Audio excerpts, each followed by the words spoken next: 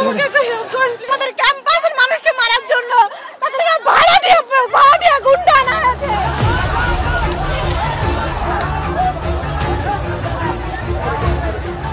দিক বিদিক ছোটাছুটি, রক্ত, অসহায়ত্ব আর অপমান।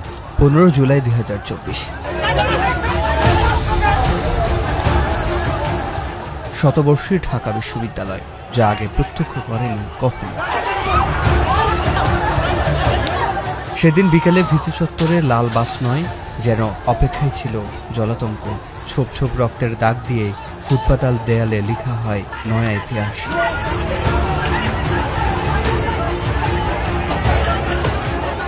মুক্তিযোদ্ধাদের নাতিপুতিরাও পাবে না, তাহলে কি রাজাকারের নাতিপুতিরা পাবে?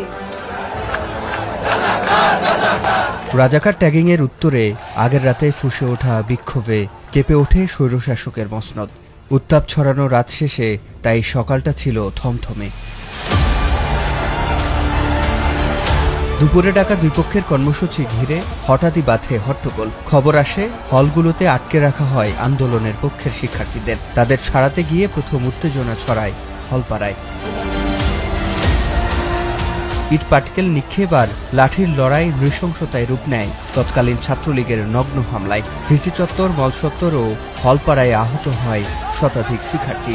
সেদিন জীবন মৃত্যু সন্ধিক্ষণ থেকে ফিরে আসেন সলিমুল্লাহ হলের রায়হান।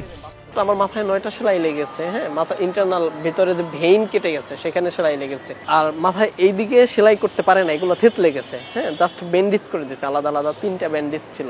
আমরা তো নারীদের প্রতি একটু সংবেদনশীলতাটা দেখাই, ছাত্রলীগে এই ন্যূনতম মানবিকতাটা, সংবেদনশীলতাটা দেখাই নাই নারীদের প্রতিও। তো আমি ওদেরকে আসলে সেভ করার চেষ্টা করছিলাম, যার জন্য ওরা আমাকে আরো বেশি টার্গেট করে। বাদ যায়নি নারী শিক্ষার্থীরাও। নিজ ক্যাম্পাসে বহিরাগতদের এমন হামলা নারীর মর্যাদা ও জাগরণের সামনে এক বিশাল প্রশ্নবোধক চিহ্ন হয়ে আছে এখনো। ছাত্রলীগের নৃশংসতা থেকে বেঁচে ফেরা সানজিদা তরুণীর চোখের নিচের ক্ষত যেন মোছার নয়। Hire Google TV, endless color, smart living. ওরা আমাদেরকে লক্ষ্য করে ইট ফিকতেছিল। একটা ইট এসে আমার মুখের উপর পড়ে, যেটা হচ্ছে আমার চোখের নিচটাতে লাগে। আমার চোখের একটা চশমার কাঁচ ভেঙে যায়, গভীর একটা ক্ষত হয়ে যায় ওই জায়গাটা থেকে। তো আমি নিজের হাত তুলে যে নিজের মুখটা প্রোটেক্ট করব, ওইটুকু জায়গা ছিল না, কারণ অল্প জায়গার মধ্যে ওরা হচ্ছে আমাদেরকে আটকে রেখেছিল। আমার সামনে দুটো মেয়েকে ওরা হচ্ছে লাঠি দিয়ে মারছে এবং জিজ্ঞেস করছে, আর কোনোদিন তোর আন্দোলনে আসবে, আর কোনোদিন আসবে? মহানগরের ছাত্রলীগের গুন্ডাগুলো এনে, বহিরাগত এনে ঢাকা বিশ্ববিদ্যালয়ে এই হামলাটা করে এবং আমিও তার মধ্যে একজন আহত। এবং আমার তখনকার অনুভূতি ছিল যে হয়তো আজকেই আমাদের শেষ দিন। উত্তরপাড়ার হলগুলোতে ছাত্রলীগের হামলার পর প্রথম তাদের বিরুদ্ধে শক্ত প্রতিরোধ গড়ে তোলে এই শহীদুল্লাহ হলের শিক্ষার্থীরা। এবং এই হল গেটেই ছাত্রলীগের নেতাকর্মীদের সাথে 4 থেকে 5 ঘন্টা সংঘর্ষ চলে আন্দোলনকারীদের।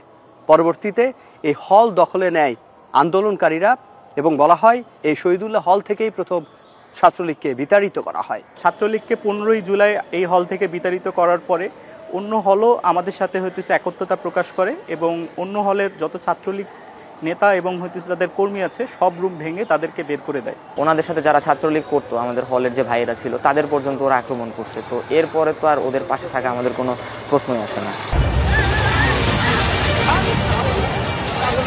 আহতরা হাসপাতালে চিকিৎসা নিতে গেলে পুনরায় হামলার শিকার হয়। এমন নৃশংসতার খবর ছড়িয়ে পড়লে হলগুলোতে ওঠে নবজোয়ার। ছাত্রলীগের অনেকেই পদত্যাগ করে যোগ দেন আন্দোলনকারীদের সাথে।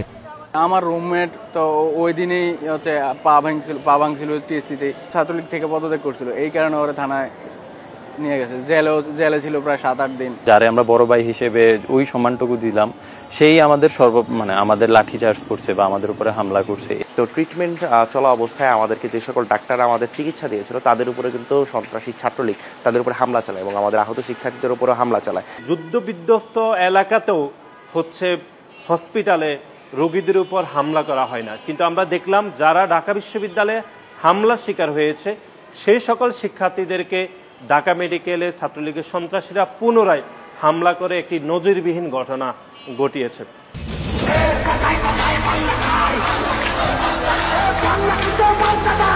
সাধারণ শিক্ষার্থী থেকে রাজনৈতিক কর্মী, নয়া বন্দোবস্তে এমন পুনরাবৃত্তি চায় না কেউ। সিফাত শাহরিয়ার, এখন ঢাকা।